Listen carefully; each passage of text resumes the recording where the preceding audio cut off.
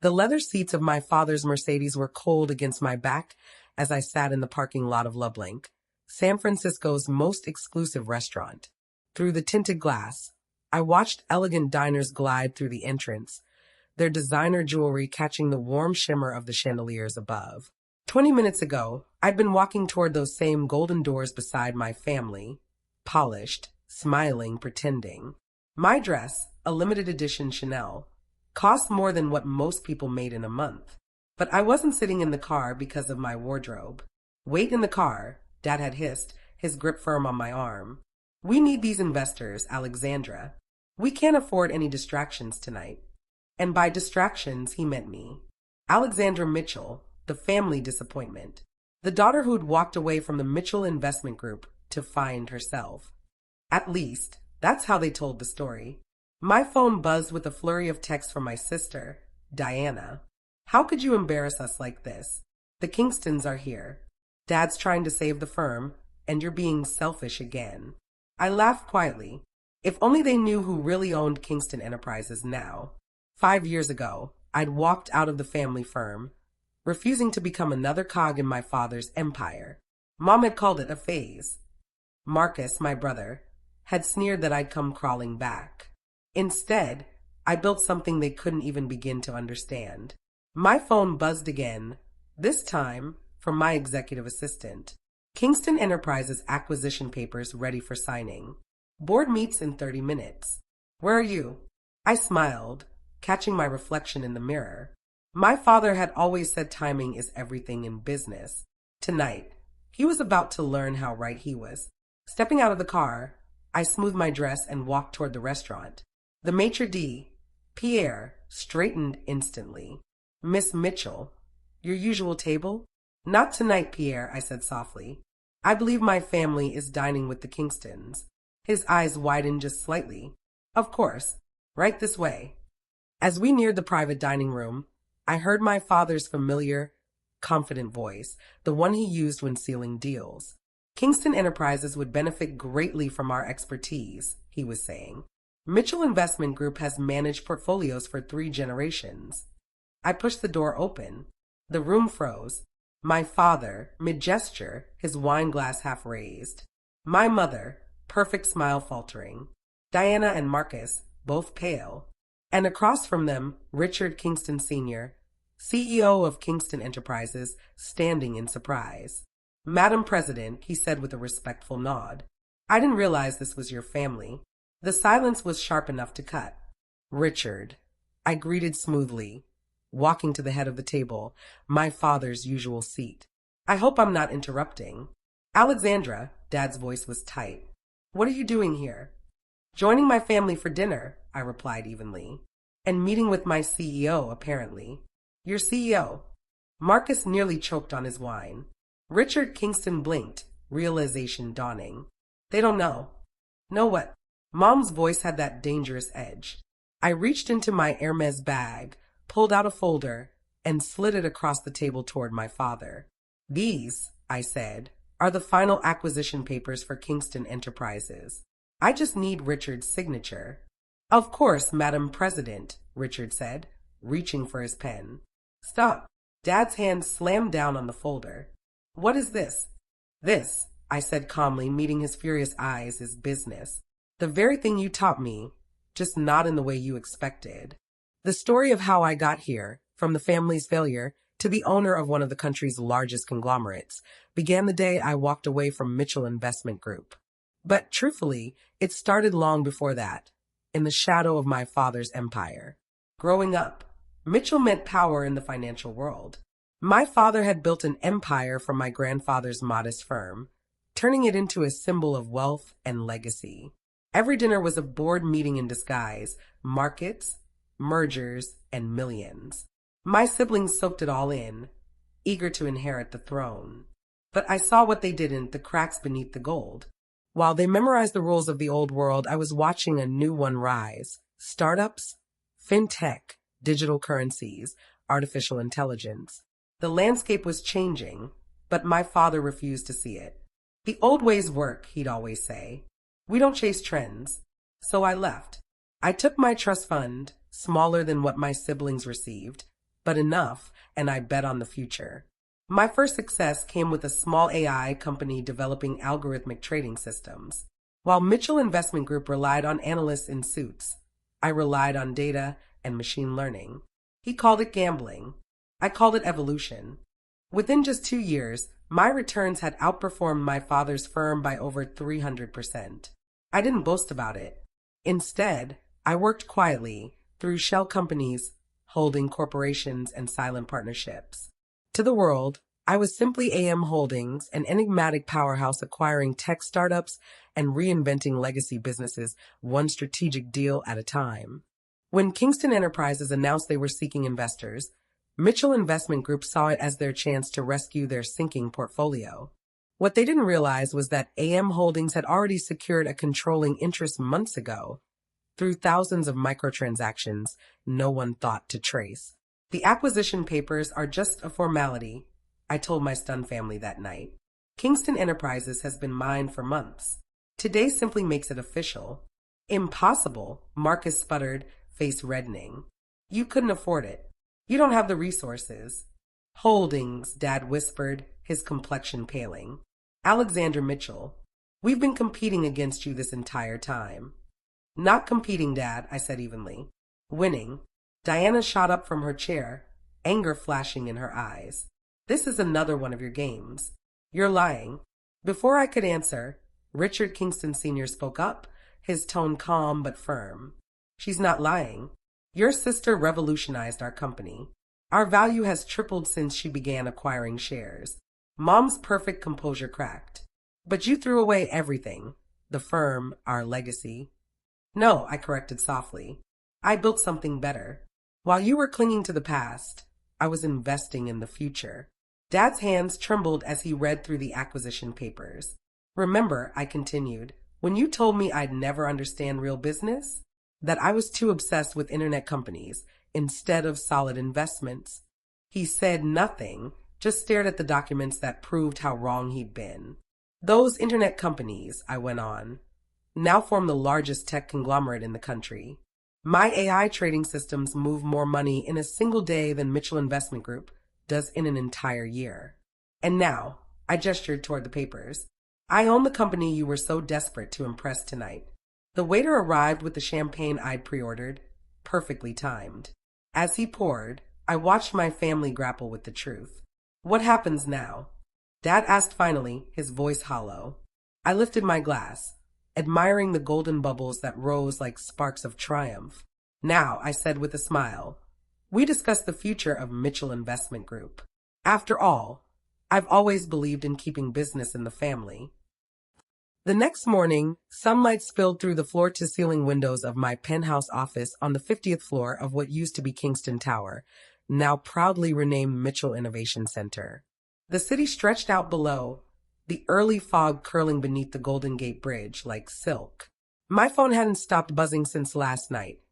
37 missed calls from family, dozens of texts, and frantic emails from the Mitchell board. The financial world had just learned that the mysterious titan behind AM Holdings was none other than the estranged Mitchell daughter.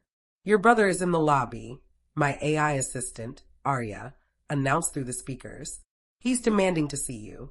Should I have security escort him out? I glanced at the live security feed. Marcus looked nothing like the polished managing director he once was, his suit wrinkled, tie loose, eyes bloodshot. Let him up, I said calmly. And Arya, pull up the latest valuation reports from Mitchell Investment Group. Minutes later, Marcus stormed into my office, clutching a crumpled newspaper. The headline blared across the front page. Tech titan Alexander Mitchell reveals identity.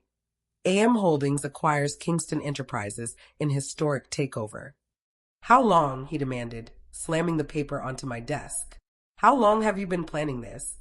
I leaned back in my chair, unbothered, and gestured to the seat across from me. Sit down, Marcus, I said. We have a lot to talk about. You look terrible. Don't patronize me, I said sharply. But Marcus sat anyway, running a hand through his disheveled hair. Dad hasn't slept. The board's in chaos. Clients are calling nonstop about the rumors. I looked up. What rumors? That you're planning to dissolve Mitchell Investment Group.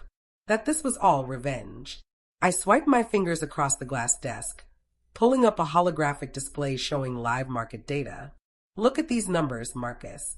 Your client portfolio has been declining for 3 years. Your tech is outdated. Your methods, obsolete. He bristled. We have tradition, Dash. Tradition doesn't make money, I cut in. While you and Dad were clinging to old methods, I built an empire. Using AI, blockchain, and predictive analytics. The world evolved, but Mitchell Investment Group didn't. So you're destroying us? Your own family? I stood and walked to the floor-to-ceiling windows overlooking the city. Remember when I was 16 and presented my first investment strategy to Dad? I spent weeks researching emerging tech, building detailed analysis models. I turned back to him. You laughed. Called it my cute little project.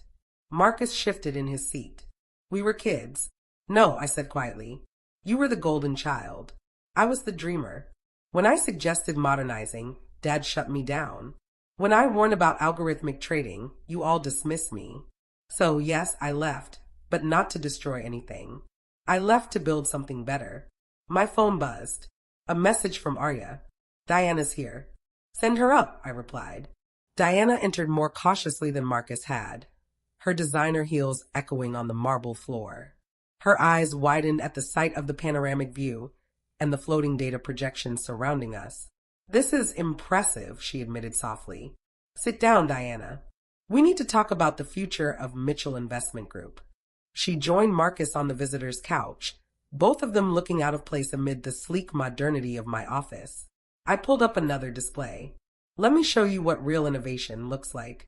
The air shimmered as streams of data filled the room. AI-driven predictions, live trading algorithms, billions moving in real time. This, I said, is what I tried to bring to the family firm. This is what Dad rejected. Marcus exhaled sharply. We get it. You're successful. You proved your point. What do you want? Want, I repeated, a small smile tugging at my lips. I want to save Mitchell Investment Group, but only if you're ready to change. Really change. Before they could respond, Arya's voice came through the intercom again. He's here. The room fell silent as Dad walked in. He looked older, frail almost. The commanding presence that once filled boardrooms was gone. In his hands, he carried a thick folder. He placed it on my desk. Your proposals, he said quietly. Every idea you ever pitched. Every modernization plan you tried to present. I kept them all. Dad. I was wrong, he interrupted. His voice cracked. I was so focused on preserving what my father built that I couldn't see the future standing right in front of me. Diana stood. What are you saying? He looked at her, then at me. I'm saying Mitchell Investment Group doesn't need Alexandra as an adversary. He took a deep breath. It needs her as its leader. Marcus froze, disbelief written across his face. I didn't move. For the first time in years, silence didn't feel like distance. It felt like change. What? But I'm the managing director, Marcus stammered. The succession plan. The succession plan was wrong. Dad's voice cut him off. Look around you, Marcus. Your sister built this while none of us were paying attention. She turned her trust fund into a tech empire, while our firm is bleeding clients and falling behind. I pressed a button, the windows darkened, and a massive screen flickered to life. Let me show you something. Charts appeared, side by side. Mitchell Investment Group's steady decline and AM Holdings' meteoric rise over just 5 years. My company achieved what this firm couldn't in 3 generations, I said evenly. Not because I'm smarter, but because I was willing to evolve. Diana's voice broke the silence. So what's your plan? A complete transformation, I replied. Mitchell Investment Group becomes a subsidiary of AM Holdings. We'll integrate my AI systems, modernize operations, retrain your teams, and ourselves. Marcus looked pale. Us? Yes, I said, my tone firm. You have a choice. You can resist change and watch the firm die slowly, or you can learn. Really learn. Start from the bottom, understand the technology, and earn your positions. Dad sank heavily into a chair, exhaustion and pride mingling in his eyes. You'll stay on as chairman emeritus, I continued gently. Advisory role only. It's time to let go, Dad. He nodded slowly, years of resistance softening under the weight of truth. There's one condition, I added. No more family hierarchy.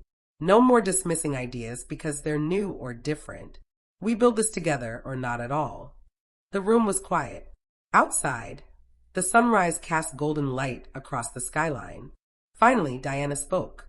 Teach me everything about the new systems, the AI, the blockchain. I want to learn. Marcus hesitated, then nodded toward the glowing data on the screen. Me too. I want to understand. Dad stood, looking out the window. I spent years trying to force you all into roles I chose, he said quietly. Alexandra, you were the only one brave enough to walk your own path. He turned back to us, a faint smile softening his face. Maybe it's time we all found new ones. I pressed another button, revealing the contracts I'd prepared. Welcome to the future of Mitchell Innovation Group, I said. One by one, they signed not just documents, but a promise, a rebirth of our company and our family. 6 months later, I stood in that same office, watching Marcus present his first AI-driven investment strategy. Diana had become an expert in blockchain, revolutionizing our client relations. Dad, free from the burden of control, had found peace as a trusted advisor, his wisdom finally balanced by innovation. The old Mitchell Investment Group sign had been replaced with a sleek new logo. Mitchell Innovation Group, a division of AM Holdings. But what mattered most wasn't the new name. It was the new dynamic. My phone buzzed. A message from Dad. Family dinner tonight. Your choice of restaurant this time. I smiled, remembering that night at Lublink. Yes, I typed back. And this time, everyone has a seat at the table. Because sometimes the best revenge isn't destroying what broke you. It's transforming it into something stronger. Something that could only exist because you were brave enough to walk away, wise enough to rebuild, and generous enough to bring everyone with you when you rose. The future, I realized, belongs to those bold enough to create it. And finally, my family was ready to create it with me.